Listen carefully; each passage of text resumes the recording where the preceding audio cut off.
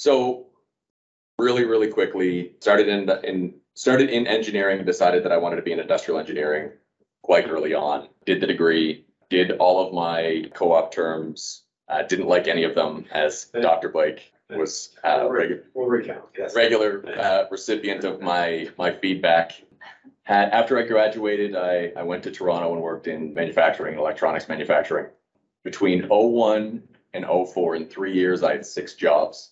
As I count and recount the number of, I guess, some of the issues that I had in trying to figure out the right place for me to be. Until I found consulting, which is sort of what ultimately I ended up sticking with from, I guess, for almost 20 years now. And I think maybe I'm going to start off a little bit differently. I'm going to start with a joke. So I'm going to try this one out. So there was a shepherd in the field tending to his flock of sheep. Beautiful sunny day. And off in the distance, in the hills, a car speeding down the hills, beautiful, fancy car, pulls up, stops beside him. The guy gets out in a 3-piece suit, sunglasses, does not look like he should be there at all. Gets out, walks up to the shepherd and small talk, said, I'll make you a deal. The shepherd said, all right, if I can tell you how many sheep you have in your field, I get to take one with me. Right? Hundreds of sheep everywhere. Shepherd says, sure, all right. Let's try it out. So guy goes, gets his laptop out, does a bunch of things on it, looks up in the air, seems like he's trying to triangulate something, says, you have 314 sheep in the field.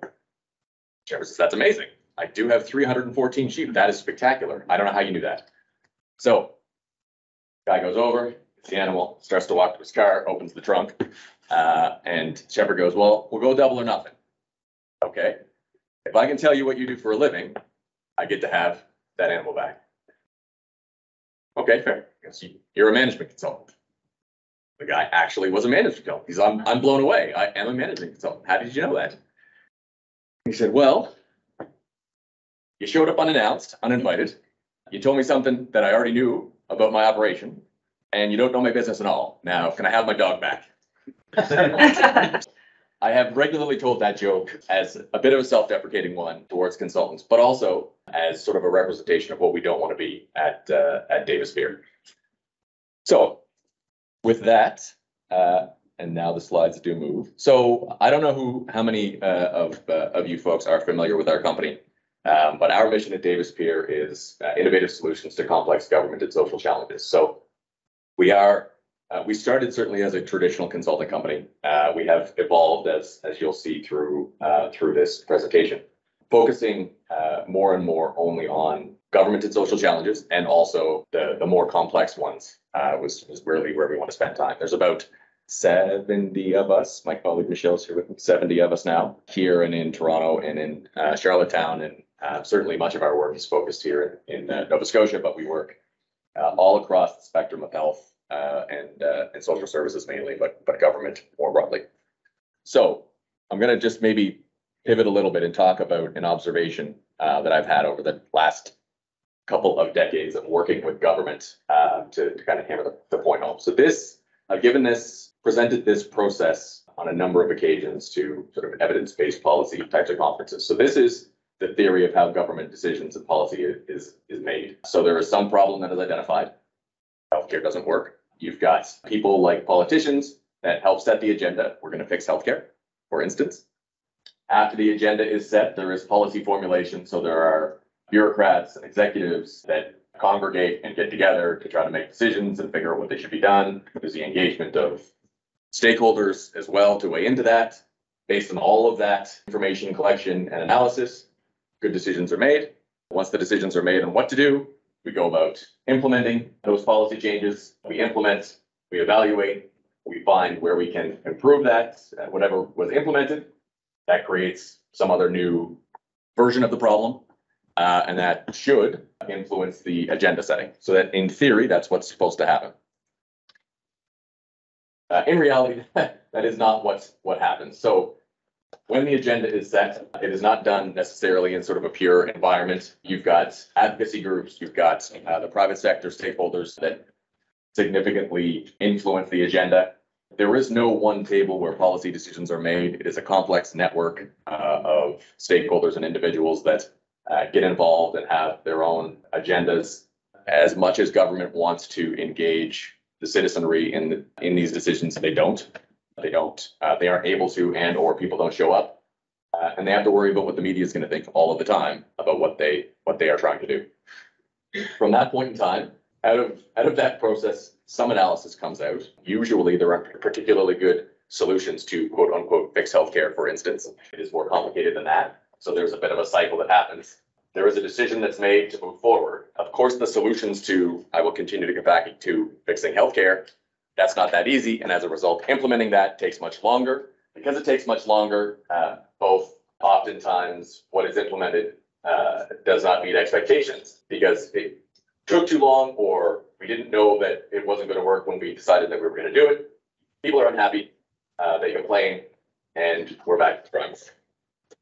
So that is the world that we live in every day in the work that we do at Davis Pier. So I'm going to talk a little bit about the difference between complicated and complex, because I think it's germane to industrial engineering. So I'm just going to read these right from the source. So this is the comparison of complicated and complex challenges. So complicated challenges are technical in nature, straight line, step-by-step solutions, and tend to be predictable. People with the right expertise can usually design solutions that are easy or easier to implement. Complex challenges, on the other hand, require innovative responses. Confounding, head scratchers with no right answers, only best attempts. There's no straight line to a solution, and you can only know that you found an effective strategy in retrospect. You never really solve your complex challenges. Most of the time, you have to push forward and see how it goes. And I think that is a good articulation of much of what we deal with, again, in a day in and day out basis. I should say, as anybody here or anybody on the screen, if you've got questions, please just sort of pause, put your hand up, and stop me. And so the complexity of public sector work, I think, is the easiest articulation of the difference between private and public sector analysis and or consulting is as simple as looking at what the objective function is. So when you're doing work in the private sector, and I have consulted in the private sector, a private sector organization exists on paper anyways to generate shareholder value and or profit. And so whether it is increasing revenue, decreasing costs, getting a better return on investment, it's much, much easier to develop a business case around that concept. In the public sector, I still remember the first time that I was asked to do a business case in the public sector. I was quite excited, and I, of course, went back to my books and reading, and I'm going to do a business case, and it's going to be great. There's going to be a return on investment. Government doesn't have a revenue side to its equation. It's got cost, of course, and it's got all of these other confounding outcomes that bump into each other. And so trying to figure out exactly what you're solving for can be very, very difficult.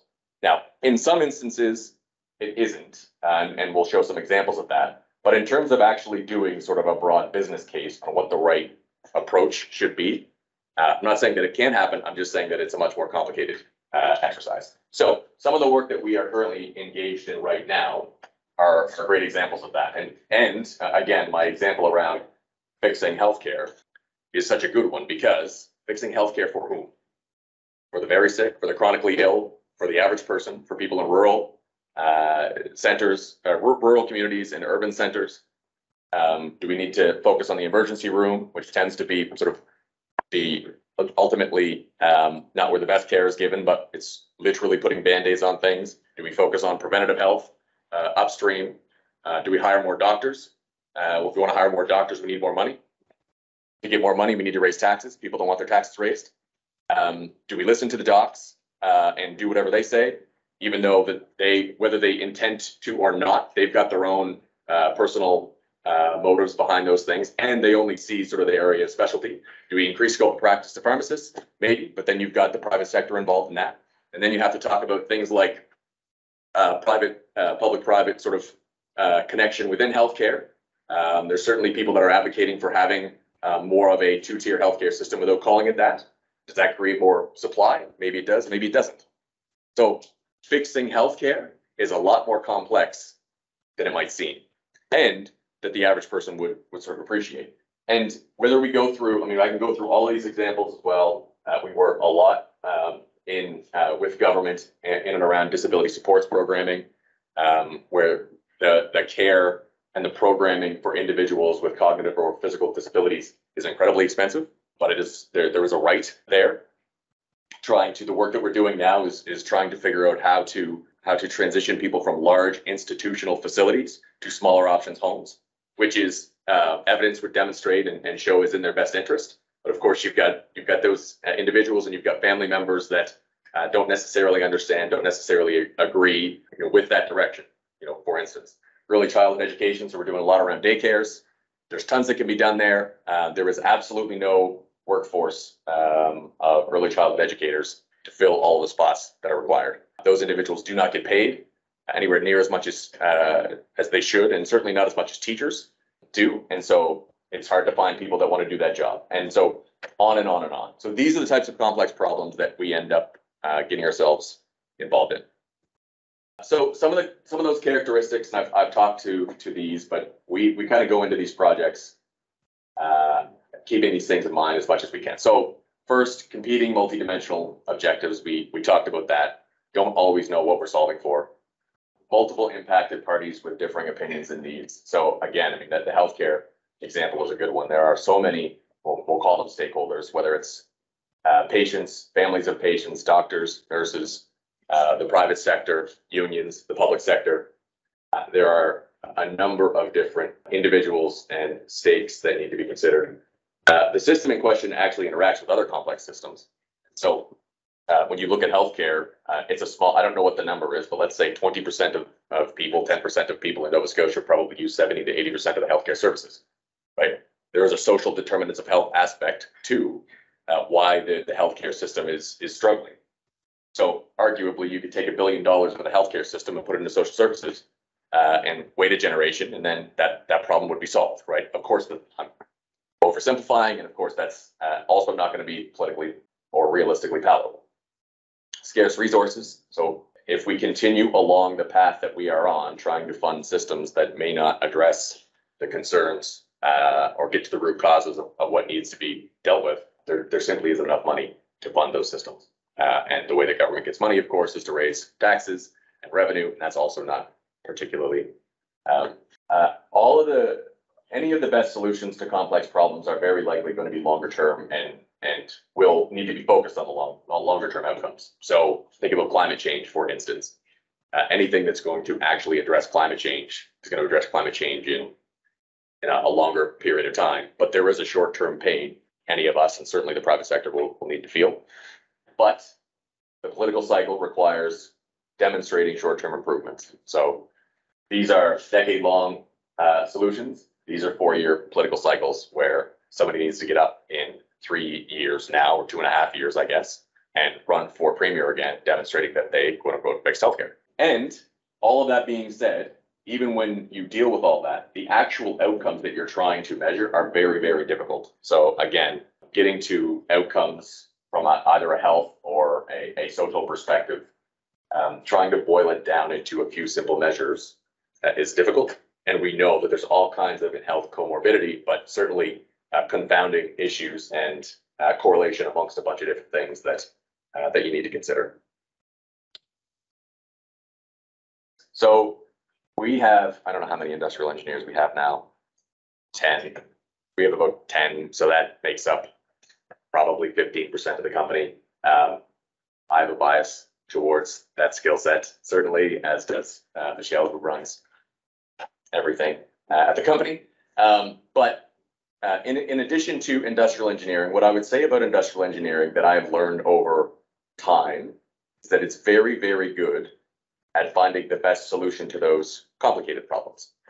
Right? All of the things that we end up learning in that tend to, I would say, skew more towards the complicated and not necessarily the complex. I'm not suggesting that you can't apply much of what we learned to complexity. And certainly, when we talk about this next lever here that we try to bring, systems thinking, we do learn that. Design innovation, we certainly do learn some of that as well. At least we used to. I'm assuming that you still teach that here. But what I would say is that the complexity of the problems that we deal with and that the world is facing, i.e. is sort of only one lever. And I think, you know, the story that I tell about understanding that and understanding the impact that human behavior has on systems, and what I certainly didn't have a good appreciation of until I got out trying to do things in the world, is, I guess, that we assume a level of rationality from humans in the systems that we design much more than we actually should. So first time I ran up against this was my very first job. I was designing a manufacturing line. And so it was going to be a brand new line. It was at an electronics manufacturing company. And so the first half of the line was printed circuit board, very automated. The last half of the line was more of a manual process where it relied on humans to put other pieces on the board and or put the assembly together. So did all the line balancing, figured out what the throughput needed to be. They ran the line at different speeds. So you had to come up with 3 or 4 different configurations of this. Here's what the workshop should be. Here's how the jobs are. Here's how you balance all that. Worked with the production supervisors, worked with the staff, worked with all the management, designed it all out. And so we launched the line and 24/7 operation. And so as part of the rollout of the line, I came in at split shift so that I would get two different shifts. So it was either 3 a.m. or 4 a.m. When I went into the plant. I still remember this. And I went in and the printed circuit boards were coming off the line. And the people in the manufacturing line had moved all the workstations into a circle. And they were all working together and chatting. And they basically were kind of doing whatever they wanted to do. So I was confused by this a little bit because we had sort of figured out how this should all work on paper. And I went and talked to the supervisor and I said, so they moved all the stuff around. What's the deal there? And the supervisor was like, yeah, it's not a big deal, is it? Doesn't really matter. They're happier if they sort of reorganize their work that way. And so we didn't think it was that big of a deal. And so that experience still sits with me to this day, that as much as I did all of the math and came up with the quote unquote right answer, as I will often say tongue in cheek, the humans sort of buggered it all up. And so when you talk about things that are even more complex than a simple throughput on a manufacturing line of how do we deal with affordable housing, for instance, as a societal issue, you really, really need to take into the human behavior component to that. So everything that we do at Davis Pier really tries to use those levers to drive social impact. So I'm going to talk about a few examples of where we've applied industrial engineering as well, just to give you a bit of a flavor of our work. So one of our colleagues, Ben Rands, I think came in last semester to talk about one project in particular, which was our involvement in the rollout of the COVID-19 vaccine. So I won't go into too much detail, but we were asked to both support the design of the overall system of clinics across the province, and then to help model and predict and model and then manage the distribution of vaccine across the province. And so there wasn't an obvious way or obvious model to do this. So through a number of different iterations, worked with both Nova Scotia Health and Public Health, federal government, and the military folks that were brought in to help manage to build out both a forecasting model, but then also a bit of a quick and dirty supply chain management system to manage those orders. And so it was we managed the distribution of vaccine to large scale community clinics. So if you remember, for those of you that are vaccinated, there was 6 or 7 large community clinics that were run by the Nova Scotia Health. But you could also go to pharmacies. You could go to, in some instances, your primary care physician. There were mobile clinics that went to First Nations communities and to African Nova Scotia communities as well, and in the long-term care facilities and congregate living settings as well. So, and through all of this, there was also a bit of a prioritization of which populations were more at risk to the symptoms and the issues with COVID-19. So that was work that we did through probably about 9 months. So a lot of supply chain management, project management, and optimization involved in that. Another piece of work that we did was with the Department of Community Services. So for individuals that were applying to receive income assistance. The previous model was that there were about 20 some offices across the province where they could go in and apply and through a relatively paper-based system. So they were moving to an online system, digitally enabled, and they wanted to consolidate the sites where intake happened. So in this case, while there was all kinds of sort of complexities with this, what they wanted to do was minimize the number of people, number of staff that would need to move outside of this radius of 32 kilometers. So the deal that they had with the union is that staff can be asked to move to another physical location, another office, as long as it's within 32 kilometers. So what we were trying to do is minimize the number of people outside of that. And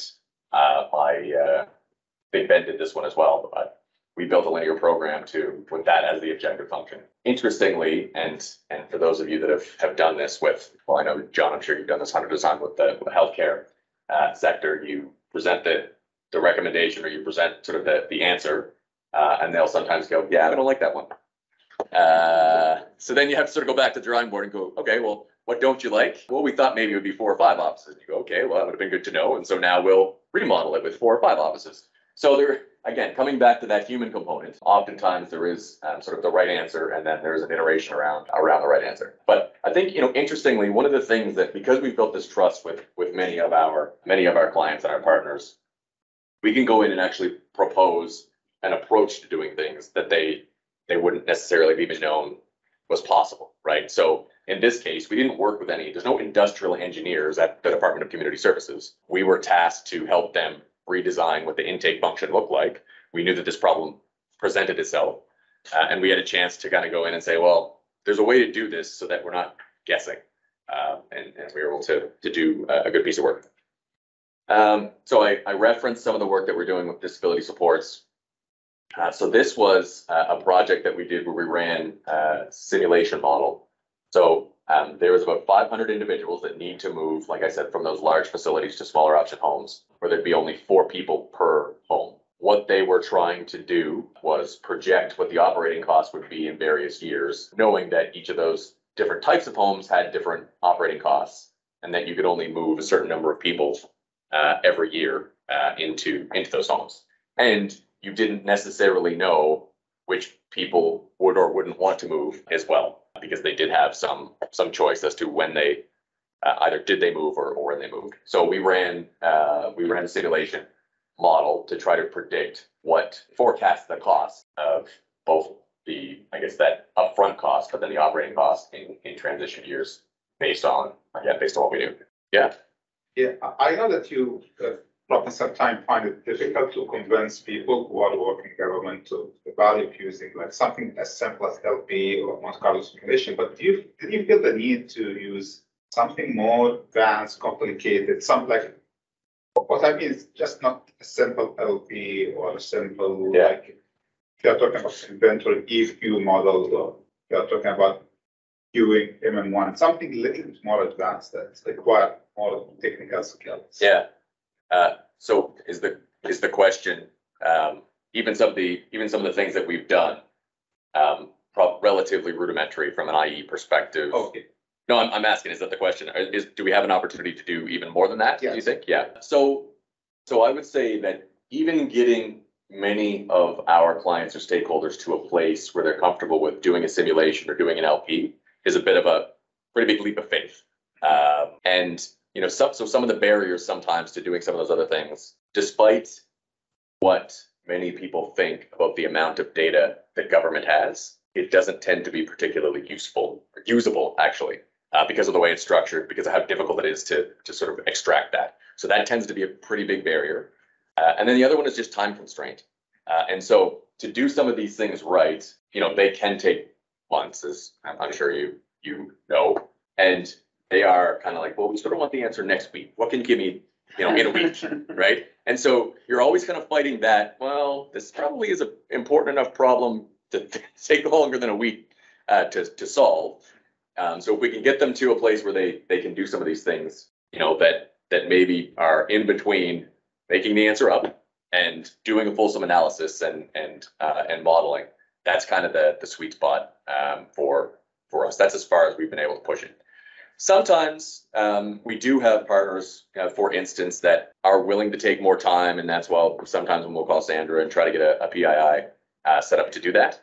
But usually there's so much of a time crunch that. Yeah, I'm asking this question because I'm thinking about, okay, would you be in a situation where you need someone like a grad student to do some work? It's like something that undergrad cannot do, and we can actually help with that. These projects. Yeah, I do think that those opportunities exist. Okay. I think there's no question about that. It would take the right sort of relationship with the government client and the right problem to tackle. There's no question. Usually when we get brought in, it's because there's a bit of a time crunch around it. But that doesn't mean that that's always the case, and it doesn't mean that we couldn't sort of craft those types of things out. Yeah. Just on that this particular project. Yeah. So please don't ask detailed questions about this because I presented everything that I know on the details. Okay. Yeah. Did you deal with the issue of the big facilities competing with the master permit? Yeah. A lot of what we end up doing is that stakeholder management. Oftentimes, the organizations that are running the large facilities, sometimes they're government facilities, so that's not as much of a concern. Sometimes the large facilities are actually also the ones that are running the small option homes as well. This is a very kind of people, client focused, community based industry that there's a lot of nonprofits that do this. And what you're actually finding in disability supports is that there's a lot of organizations that are in this business that have been in it for a long time and frankly want to get out of it. They just don't have. You can't sell a not-for-profit to another. Somebody can't buy a not-for-profit, and so it makes it very difficult to sort of get out of the business. So that's a part of this as well. In long-term care facilities, a little bit different because there is a heavier involvement from the private sector, and so you do get a lot of. I think you get more innovation in that space because there's a business imperative to do that. And so if I'm Shanex, for instance, and I'm running long-term care facilities, they have a fixed revenue, a fixed income. And so they do a lot of work to try to strip cost out as much as they can. But it's a great question, and that's part of this as well. There's always that human component of, okay, so how do we actually navigate this? The right solution may be small options homes. So now how do we manage the dynamics of people not being happy with the government, basically to some extent putting them out of business? So housing. So we're doing a lot of work in housing right now. This is one of the projects that we get asked to do, and this is sort of on the cusp of industrial engineering, certainly because it's a large project and there's a lot of project management and organizational process design. But ultimately, there's a lot of different disciplines of people that we've got involved. So affordable housing is an issue right now, I don't know if you've heard, in the province. And one of the Auditor General did a review of affordable housing and housing services. There's an Affordable Housing Commission that was struck that it was both it was private sector, it was academic experts, it was public sector individuals as well. There's a number of different recommendations. All of them relied on a restructuring of the public housing institutions. So there were 5 housing authorities across the province, all that sort of ran independently. And so the recommendation on paper was, we'll just combine all those 5 into one, in this case, Crown Corporation. On paper, logical, and on paper, easy to do, until you get into it and realize the number of different unions and collective agreements and differing policies and different states of the housing stock, different expectations of residents. So we came in to support the design and the implementation of the new public housing agency. So everything from supporting the creation of the actual legislation to doing analysis and restructuring of the finance processes and budgeting, looking at how you would staff and develop the organizational design and services. We looked at the operation, the IT and change management. And I think one of the circling back to my Shepherd joke, one of the things that we focus a lot on is not to provide recommendations in a report that aren't couched in reality because we've worked so long with these clients and with these individuals and in these sort of situations. We know what's possible and what is not possible. We know what's going to be palatable and what isn't going to be palatable. So anytime we get into this, I would not suggest that what we've done is based on sort of best practice and what they do in Australia or BC or any of these things, because those are probably not models that are scalable to the Nova Scotia context. So a lot of the success in these types of changes is based on what's acceptable and palatable to decision makers and staff and in this case clients or residents as well. And I think this is a good example of also we continue to help implement it. So if you're sitting with those individuals every day and you've recommended stuff that's like batshit crazy, and then you're responsible to actually implement it, it's hard to show up every day and try to implement the crazy thing, right? And so we try to have a layer of a reality in a lot of the work that we do. So this is work that we've done in Prince Edward Island to implement new process and new technology with home care providers. So think about BON, for instance. So for people that need some supports, we don't want them to go to long-term care facilities. We want them to be able to stay at home as long as we can. It's better for them to do that, but they may need a nurse to come in once or twice a week to provide them with some support. So that's what home care is. It was a very manual, very paper-based, very archaic system in Prince Edward Island. And so they procured a technology vendor that has a system that helps digitize that. And they also knew that that would completely change how their business functioned. So we were brought in to help with managing all of that, understanding what the business model implications would be. So doing data modeling and optimization to figure out what's the right allocation of resources, what should they be doing, how will the new technology change their job, and then continuing to support the implementation of that technology after it goes live, basically being there to answer questions and work through and problem solve. And so one of the last examples, so during COVID, we were asked by Feed Nova Scotia and the Department of Community Services to help design a food box delivery service. So there are thousands of people in Nova Scotia that access food banks every week. And in the earliest days of COVID, if you remember, we were told that everybody stay home. So that impacted certainly the people that work in these food banks, who were in a lot of cases elderly and took that very seriously, so they didn't leave home. But also the people that would go to the food banks as well and needed that food to get by. So this was a real concern by our social services department and also Feed Nova Scotia. So we were asked to figure out how might we get food to those individuals. So we worked with both those organizations and 211 to develop a system that would be kind of a call or digital intake right through to take in those orders. There was a central packing unit where we put together a box of non-perishable goods and other non-food items as well that they might need. Packed those boxes, leveraged a number of different regional hubs, and also a wide network of volunteers. So we needed to figure out how to schedule the volunteers to also meet the demand of the delivery. We had a bit of a model around the distribution, and then right through to delivery. So got the food from central packing to the regional hubs kind of delivered in the last mile model. So we did that. We stood the first version of this up in, I think, 3 weeks, and then over time iterated it to get the details bugs worked out. Last slide. So this, if you go online and you Google Nova Scotia COVID testing and for images, this one comes up in one of the first couple of hits. This is actually one of our colleagues, and he became stock photography for CBC as a healthcare worker. He's got an MBA. He is not a healthcare worker. I show this because the other thing that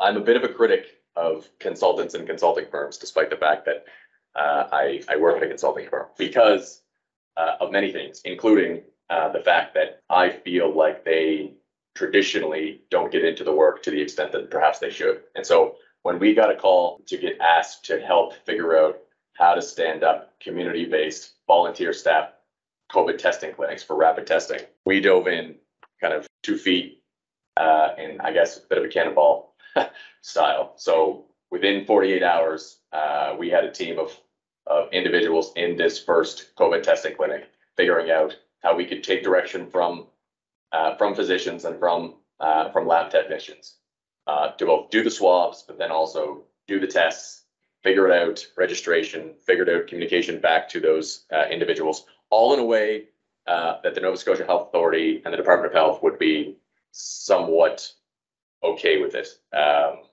So I guess I just sort of present that as an example of, in our business, as we're trying to drive social impact and change, you know, we take the other duties as required pretty seriously. So yeah, what are we trying to do? Smart solutions to complex problems. Certainly industrial engineering plays a big role in that. Impact and innovation. A lot of the successes that we've had have been built on trust, of just doing the right thing with our clients and our partners, and keeping that long-term kind of sustainable change mindset as well, knowing that each one of those things, whether it was that model around disability supports or the work that we did with home care in Prince Edward Island, none of those things is necessarily going to solve a large-scale crisis. But if you put enough of them together, you know, what we're trying to do is just sort of help things move forward. And with that, I'm happy to take any questions or comments that folks have. Thanks for the time. I think that's more the challenge of applying a project and a private and a public organization. And the implementation of the project, it's easier when you're private or corporate. Yeah, I mean, I'm biased because everything that we do is with government and healthcare and the social sector. But I have consulted with the private sector as well. I think in public sector and healthcare, you've got a lot more barriers to implement smart thing. You've got a lot more stakeholders. You've got a lot more competing priorities. This isn't unique to the public sector, but the unionized environment presents challenges. You've got, and again, back to that initial sort of conversation around the business case, it's not always easy to demonstrate sort of the quote unquote right answer as it is in the private sector, where there's a revenue side, there's a cost side, there's a return on investment. Again, that's not always simple, but I think the path is a little bit more simple in my opinion anyways. Yeah. Yeah, it was really from that last slide that but you deal with public sector with, you know, government, and they tend to operate in these 3 or 4 year cycles and elections, right? And yet they say here you're looking for long-term sustainable change. Some of these things are 6 years, 10 years out before the action starts. True results. Yeah. Of the actions. How do you convince them to think long-term or think beyond the next election? That's a great question. So all of our clients and all of the work that we do is with the bureaucracy. So it's never with the elected officials. The bureaucracy, for the most part, is kind of they're the folks that will be there regardless of who wins the election in most cases. And that's really where we've tried to form our relationships and build our credibility. And while the premier and or ministers are sort of guiding at a high level, the bureaucrats, certainly the senior level ones, are also trying to influence that agenda as well to get, what they would believe to be smart things done. And so it's a really interesting dynamic to observe the politicians and the bureaucrats, the minister and the deputy minister operate and interact, where they each understand the other's job, but at the end of the day, they have slightly different jobs, or at least they're sort of two sides of the same coin. And so the good bureaucrats, or the bureaucrats that I think are the most effective, are the ones that understand the political motivation, understand how to take those longer term solutions and navigate them through the system while providing the wins, the shorter term wins that they can, that government, big G government, the politicians can present. But that's a lot of, I'm at a place now, I don't get to do projects anymore. I just sort of try to help manage that dynamic of, is this a smart thing to do? Yes or no? And how do we make best use of this amazing machine that we've built of a company and apply it to the most interesting and most difficult problems? And we have the good fortune of being very busy. And so oftentimes we'll turn projects down if we don't think that there's that they make good sense, frankly. So it's a privileged place to be in when you also need to worry about making payroll and stuff like that. Questions on this? Yeah, same. Are there obvious gaps, either our program or other programs at Dell in particular, but broader context?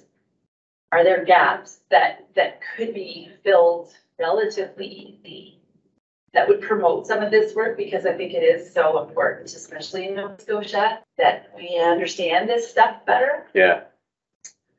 So my knowledge of the program is a little bit dated. That will be the caveat that I guess start with. I do know that there's been a lot of evolution around data and analytics, and I think that that's incredibly important given the world that we live in. I think if there was one area where I think you could spend more time is on that people side. I know that there's an organizational behavior program course, sorry. I know that there's an ergonomics class, or there used to be. I think that spending more time on people and humans, how they make decisions, and when you read the description of industrial engineering, despite or regardless of where it is, it sort of says something to the extent of understanding sort of processes and technology and resources and financials and people. And what I went through, there wasn't as much focus on the people as some of those other things. And I think that a lot of, certainly in our space anyways, the systems are much more dependent on people than maybe in other environments. I don't know that for a fact, but I know that in the public sector, and certainly in healthcare, there's been a lot less automation than in other sectors. And as a result, you need to rely on people, whether they're making widgets or curing ailments or intake workers or helping to fill out applications for driver's licenses or whatever it is. It's a very people-centric space. The other one that I think I've come to really appreciate, and I do believe that there's a lot more opportunity for this, whether it's sort of core curriculum or not, is just the concept of design, the design process, the whole, we preach the design methodology, prototype, fail fast, get stuff out there, try it out, use that not as the solution, but as an opportunity to collect more context-specific data to then better iterate, especially when you're trying to tackle complex problems like we are. A lot of this stuff has not been, if there have been solutions, those solutions oftentimes are so context-specific for, it worked in Australia, or it worked in Oregon, or whatever, where the conditions are just very different than they are here. And so it's, I think, fool's gold to look across jurisdictions and say, well, they did this over here, so we're going to pick that up and put it down in Nova Scotia, and it's going to work. There's pick it up, put it down, assume it's not going to work, do a scrappy version of that to then collect data on it to figure out how to make that better for the Nova Scotian environment in this case, or some of those other environments. So I think that design skill set or mindset is an important one. But I'm not suggesting that isn't a focus of the program, because I know there's been a lot of time on that. But I do think I didn't learn a lot about that in a couple decades, so that's involved. And certainly, yeah. I'm glad that you asked this question. I'm actually I think this is a very interesting, these are very interesting topics. And I'm actually in the course that I'm teaching now, it's an elective course. I have a module on analytics for social goods. So we touch on some of these issues about social impact, the social divide, so stuff. That's great. Yeah. I think so. I oftentimes get up on a variety of different soapboxes to preach different things. So I'll do that right now. I don't think that generally the private sector has been focused enough on contributing to addressing social issues as they could. I think there's an over-reliance on government to fix the problems. I think when you look at both the financial and human resources that large organizations have, I think they need to do a better job of not just having a corporate social responsibility report that goes out that's written by the vice president of marketing. I think they really need to get behind it for what it's worth. Thanks for the time. Thanks.